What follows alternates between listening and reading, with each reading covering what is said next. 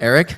To tell you the truth, I'm worried about America. Well, thank you for the concern. I'm actually a little bit worried about China. We're worried about each other.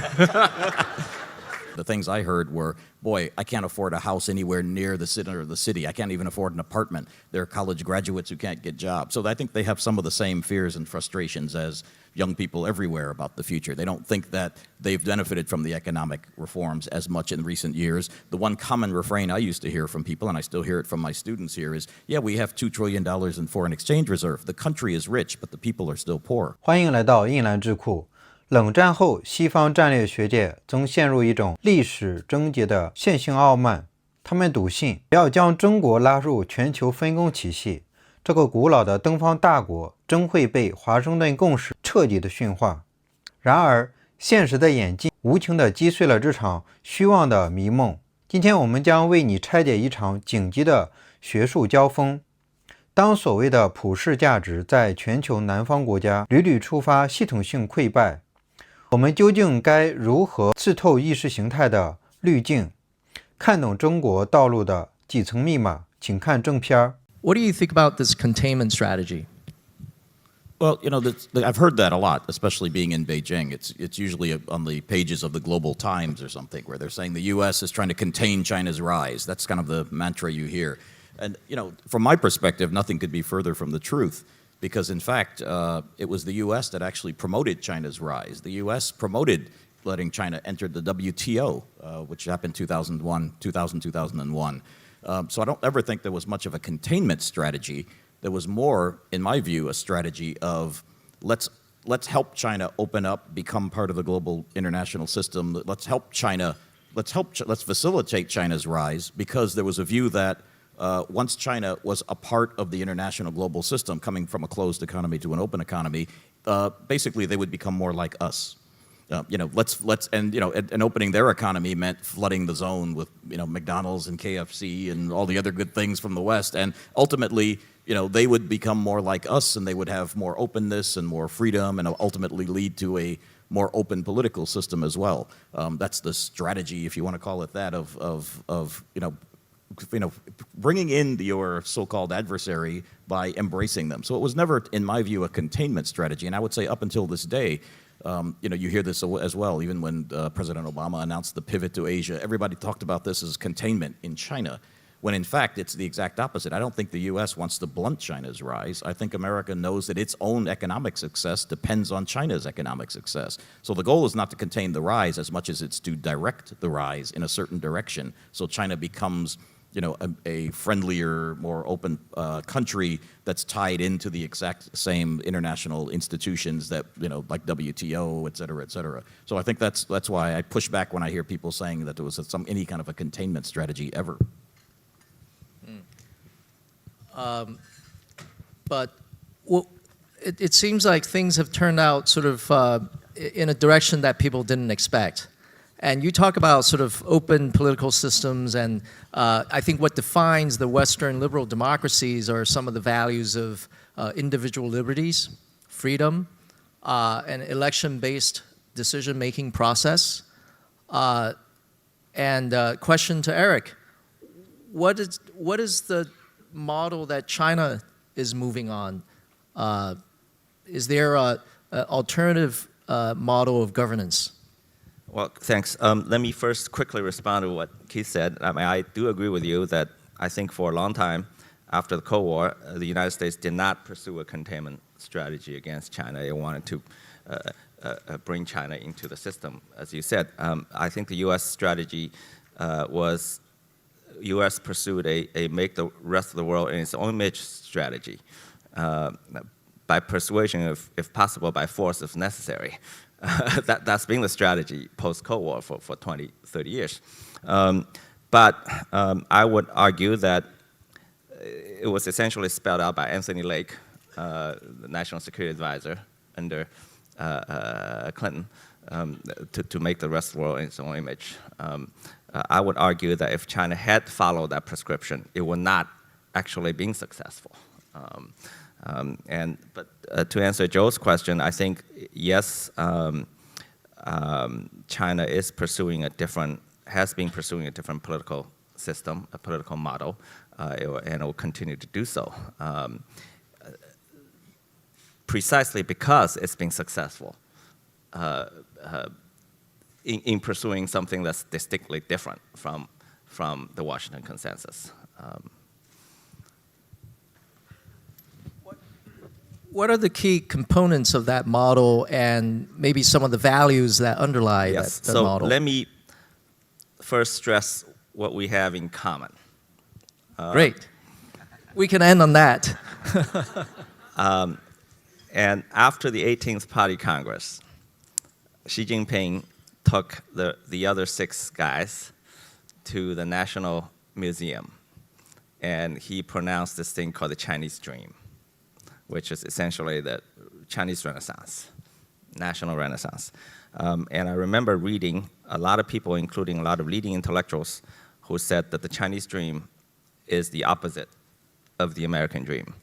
The American Dream is about the individualism, individual aspirations, freedom, and the Chinese Dream is about the collective, national strength, and what have you. But I would beg to differ from that. I mean, as you remember, we all say the 20th century was the American century, which is true. And the inaugural president of the American century was Teddy Roosevelt, of course. He became president at the turn of the 19th, 20th century. And I remember, if you go Google it, you'll find his most important speech at that time called The Strenuous Life. And if you read that speech, you'll find it is so similar to Xi Jinping's speech after the 18th Party Congress about the Chinese Dream. And he talked about the American Dream, okay? And he talked about, look what the Spanish are doing, look at what the British are doing, we gotta get our act together, let's forget our individual interests, let's forget our individual dreams, let's all work for the great American collective to build American national strength and give up on our own individual desires to sacrifice for the American, the American collective national renaissance, not a renaissance, but birthing to greatness. So it's amazing how similar these two speeches are. And if you look at from Teddy Roosevelt through FDR, through the interstate highways, through the building the welfare, labor union, all of that. So America had been, the American century for a large part, America's rise had been about the collective, about the nation as a whole. Until recent decades, somehow it gone on a tangent about, it's all about the individual. I don't buy it. I think American greatness, American century, was built on a collective dream. Not about the individual. And the individual is an illusion that came about in very recent decades after America has already risen. Professor Richburg, what do you say to that? I take issue a little bit with the history there. I think, look, your presidents always called together the nation for the collective. It was John Kennedy who said, ask not what you can do, you know, ask what you can do for your country, not what your country can do for you.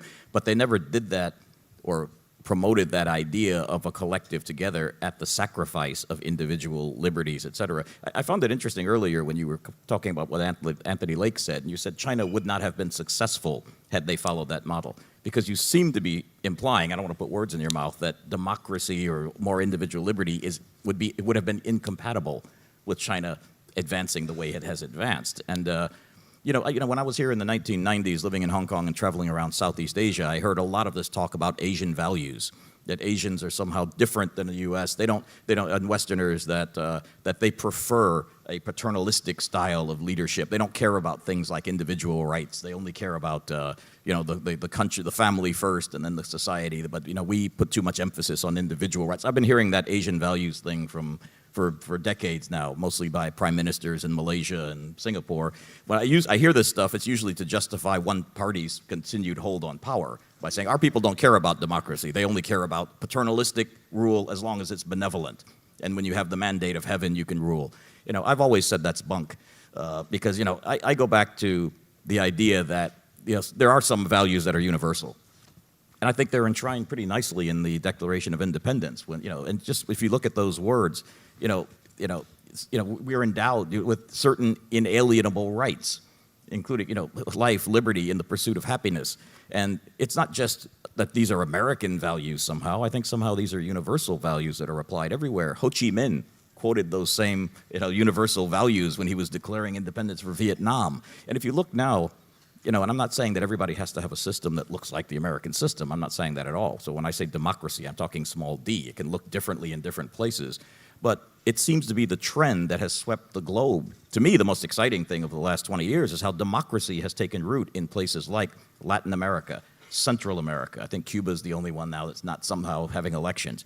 In Africa, where I covered, you can't get away having coups anymore. I mean, even in Zimbabwe recently, they had to say, this is not really a coup. Now most countries are at least pretending to have some kind of democratic election to legitimize their rule. Even in Asia, look around. In Thailand, they're pushing ahead for an election this year to justify. In Cambodia, even Hun Sen, who's been in power 30 years, still has to go through the motions of having some kind of popular legitimacy. So I don't buy the notion that somehow democracy and this idea of individual rights is just a Western concept that we're trying to push onto people, including China. Well, I think it's more basic than values. I think it's about what works. So let's take a look at the last 30 years. I call it the Great Conversion. Since 1990, I think in the 80s, according to the Freedom House, there were about 47, 50 democracies. Today, there are about 150. Okay, we had electoral democracy elections and what have you. And according to the Wall Street Journal Heritage Foundation, the number of countries that went from not free market to free market has quadrupled. Okay, so never before in human history, never has so many countries abandoned whatever political and economic system they had and adopted something completely new. Never before. Okay, so I call it the Great Conversion. And now 30 years have passed. And let's take a look at the track record of the Great Conversion. Okay, I grouped them into three groups. The first group was the luckiest one. That's the former Soviet states in Eastern Europe. Okay, those were the most Western, especially in Eastern Europe. That got quickly integrated into Europe, got access to big market. Okay, there are about 29 countries in that group, including Russia itself. If you examine the luckiest group, okay, with a few exceptions, Czech Republic, maybe Poland, maybe Hungary, who are now regretting, about 2/3 of these countries are in horrible shape. The former Soviet, the Ukraine being the worst, okay, not livable, failed state, okay. And look at the stance. Most of Eastern Europe, not in good shape, okay? And that's the luckiest group. The second group that converted into electoral democracy and market capitalism were places like Taiwan, South Korea. Those are places that achieved developed world status under dictatorships or authoritarian regimes. So they got rich before they democratized, right? So they didn't rise under democracy. They rose under dictatorial or authoritarian regimes, and they achieved developed country status, and then they democratized. Out of that group, 50-50 at best. Okay? South Korea continues to thrive, but Taiwan has deteriorated in the last 20, 30 years. The medium income has been dropping. It's completely stagnant. Okay? Politics is poison. People are not happy. So it's 50-50. And then you look at the largest group, the so-called developing world, from Southeast Asia to Africa to Latin America, all those countries you mentioned. None of them has been successful. You'll be hard-pressed to find one shining example of success. And the biggest success, of course, is China, who didn't do it. Okay. So I think it's more basic than values and cultures. I think Chinese people are very pragmatic. And I would predict it's less likely that China would follow the Washington Consensus path because they can't find a good example. If you produce a good example, maybe we'll consider.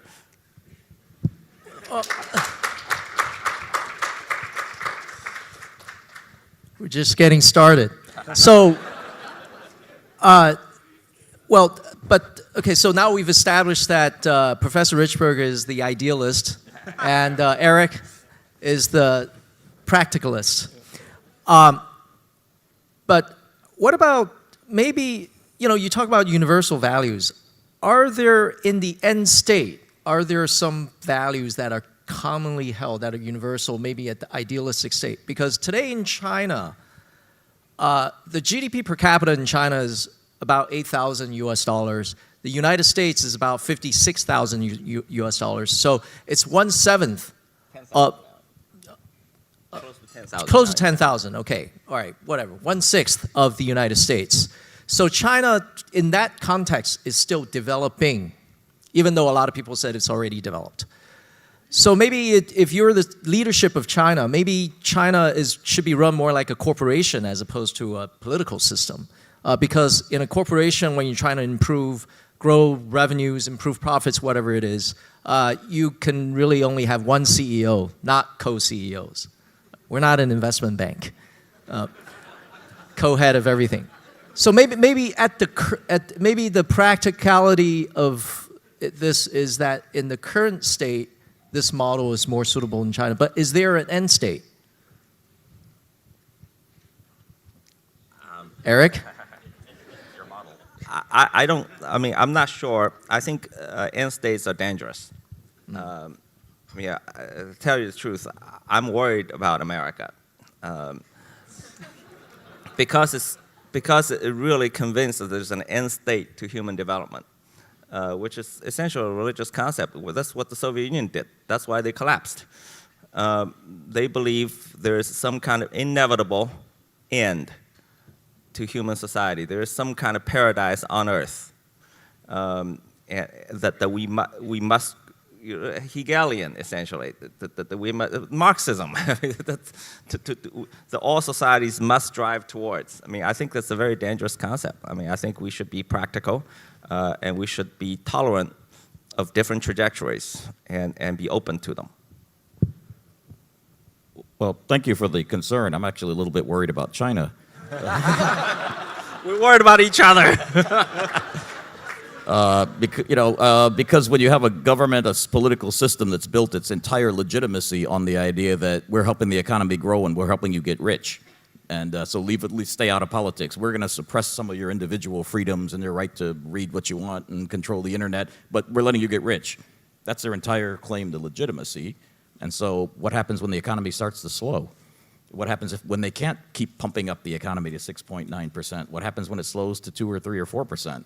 That's what I've seen happen in other countries around. When the economy slows, if that's the only claim to legitimacy you have. On the flip side of that, and I would agree with you that a lot of people probably in China believe that this is a stable system that's allowed them to get rich and grow, especially if they live on the coastal areas. I always would ask the question when I was in China to officials who didn't like me very much, saying, well, yeah, if you think that everybody thinks that this is the best system to have, why don't you prove it? Just have an election. You'll win. Just have the Singapore model. They go to the polls every 4 years and they get reelected because people think that's the best model to have. So, I would just have to push back a little bit on this idea that there are no examples of success anywhere in the West. China is the only example of success. Yes, China managed to grow at 10% a year for a long time, but they were starting at a low base because of the wars and then the Cultural Revolution and the travesty of Mao's era. China was way behind where it should have been. So it was not actually miraculous that they were growing. They were just catching up to where they should have been. Now the trick is going to come now that they're entering this higher income status, if they can continue that kind of growth rate going. Well, I didn't say, I think what I said was the new democracies, there have been very few success stories, probably close to none. Okay. I would look at Latin America. There are quite a few. Who? Brazil? Brazil, well, yeah, Chile? why not? No, and I don't think, come on, look at Brazil. If you look, I did an analysis of the so-called BRICS country, BRICS, right? And the last 20 years, I've changed the name. I call it C-Rest, China and the rest. If you look at the other 4 countries in BRICS, if you separate their numbers, China is the only one that carried water. Okay, China contributed 90% of the collective growth of BRICS. Every other country was either near average or below average, and all 4 are electoral democracies. Only China was not. What metrics are you using, though, for success? Just GDP growth? Well, living standards? Yes. Let me tell you what measure I do use. And it's not about getting rich. It's not about getting rich. We lifted 700 million people out of abject poverty in 40 years. This is not a term getting rich could capture. All right? I mean, if we look at poverty alleviation, if we take out China's numbers, the rest of the world would have gone backwards in poverty alleviation. So we lifted all of the people out of poverty in the last 30, 40 years. And this is not about getting rich. It's about people living with basic dignity. I agree with that. That's been a tremendous accomplishment of the Deng Xiaoping. But as I mentioned before, a lot of that was just a corrective for where China should have been had it not been for the first 30 years. That's not the case. Let me correct that. So in 1949, when Mao took over China, our average life expectancy was 41 years old. Okay, I don't know about the two of you. You look young. I had already lived past. You're the youngest looking dude in this, on the stage. 41 years old, okay? And literacy rate, 15%. Immunization rate, 0. By 1976, when Mao died, average life expectancy was 68. All right? Literacy rate was 80%, close to 100% of young people. Immunization rate, 100%. There's no way that Deng Xiaoping would be able to launch the reforms successfully without those enormous, amazing accomplishments. In fact, if you look at the numbers, by 1978, at a very low income per capita, still poor country, on that basis, China was already within striking distance to developed countries in terms of the UN Human Development Index. Okay, amazing accomplishment in the first 30 years. A lot of problems, Cultural Revolution, Great Leap Forward, disasters, catastrophes. But to characterize somehow China, I mean, no, China was where it should be in 1978. I would disagree with that. I would think China should have been a lot further along than they were, and then the Deng Xiaoping reforms were a corrective to that, but we'll disagree on that point.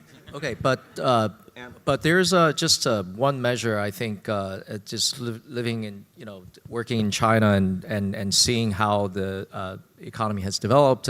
If you ask a young person in their 20s today whether they're better off than their parents, whether they believe that their children will be better off in the future, there's a lot of hope. It's that on that positive trajectory.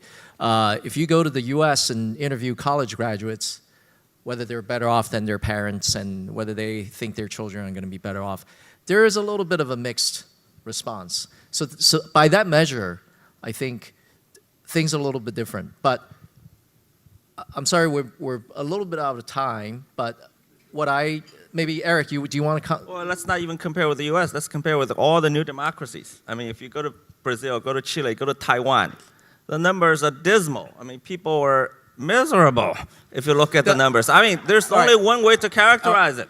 I mean, well, I'd like to leave it to Professor Richburg to respond to that.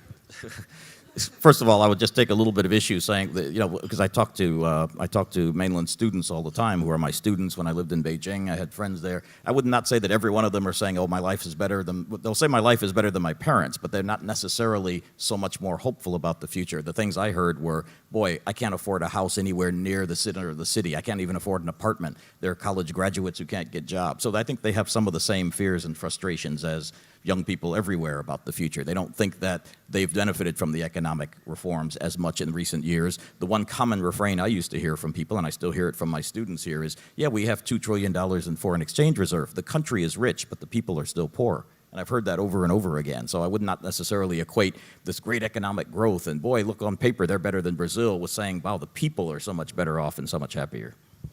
I'm sure you can find anecdotal evidence. I mean, everybody could find anecdotal evidence to prove their case, but I only look at macro numbers. I mean, if you look at the survey data, you look at the Pew Research numbers, I mean, there's no credible, you can't find one credible public survey data that says the Chinese are not happy or not optimistic about the future. I mean, it's complete opposite. I mean, this is the most optimistic people on earth. If you believe public survey data out of China, yeah. I don't know. Well, maybe I don't, but I don't know what else to believe. I mean, so you have to base your judgment on something. You have to base your judgment on something. So before we're really out of time, I just like to pose one question. I think this is a very lively debate. There's a lot of food for thought. But are we closer than we we think? I mean, are there some commonalities in terms of values? Maybe just a one or two word. What do you think that is? What is the commonality, Eric? I think the Westerners, especially America, need to worry about their own problems.